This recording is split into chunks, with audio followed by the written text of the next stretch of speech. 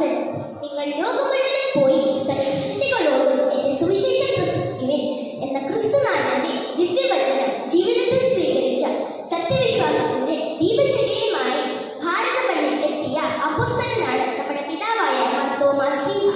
തന്റെ കണ്ണുകൾ കൊണ്ട് കാണുകയും കാതുകൾ കൊണ്ട് കേൾക്കുകയും വിരൽ തുമ്പ് കൊണ്ട് സ്പർശിച്ച ഹൃദയം കൊണ്ട് അറിയുകയും ചെയ്ത കാര്യമാണ് അദ്ദേഹം നമ്മെ അറിയിച്ചത്.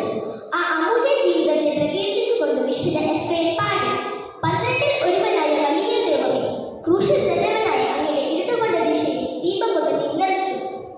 അതെ, അവിശ്വാസത്തിൽ അന്ധകാരം നിറഞ്ഞ ഭാരതത്തെ സത്യവിശ്വാസത്തിൽ ദീപം കൊണ്ട് നിറച്ച നമ്മുടെ പിതാവായ മാർ തോമാസ് ശ്ലീഹായുടെ വിശ്വാസ